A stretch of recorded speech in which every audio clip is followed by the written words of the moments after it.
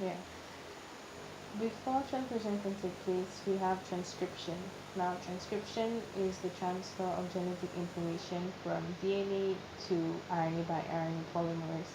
Or simply, transcription is making of mRNA, right? So after transcription, we have translation. Now, I drew this. We have the promoter and the coding region.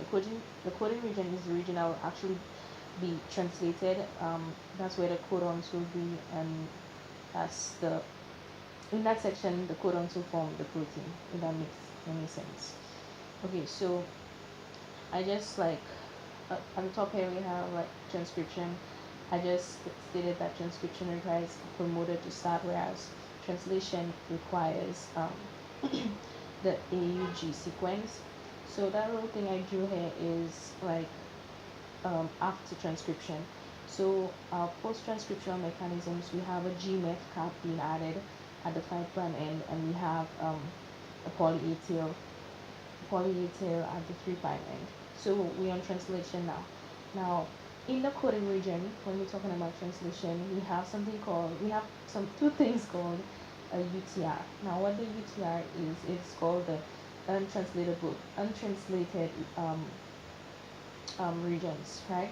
They're not translated. They're just there to regulate protein synthesis. Okay, so we have a 5' UTR, which is in the coding region, and we have a 3' UTR, which is in the or next to the 3' region. Okay, so in our 5' region, we have a sequence called the Shine-Dagano sequence. Now, this Shine-Dagano sequence is where the ribosome will attach to the mRNA strand. So imagine we have our ribosome. Our ribosome will come here. Our our smaller subunit will attach here to the of the ribosome, right? Of the 5' UTR, and then it will recognize the AUG sequence.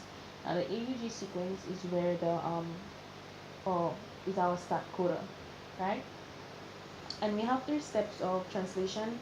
Um, we have the initiation, the elongation step, and the termination step. Now I'm going to turn over because I wrote everything down already. So in the initiation step of translation, we require factors or proteins called initiation factors or iron factors. We require initiation factor 1, 2, and 3. Also in the initiation step, we have amino acyl tRNA synthase, which is an enzyme. Now what this enzyme does is it binds the amino acid to the tRNA, and we also have the rRNA in the ribosome. Remember I was telling you about the smaller subunit of the ribosome recognizes the Shine-Delgado sequence. So the ribosome attaches to the Shine-Delgado sequence, and we have the enzyme called amino acyl tRNA synthase binding amino acids to the tRNA. Okay. The second step, sorry, of translation is elongation. Okay.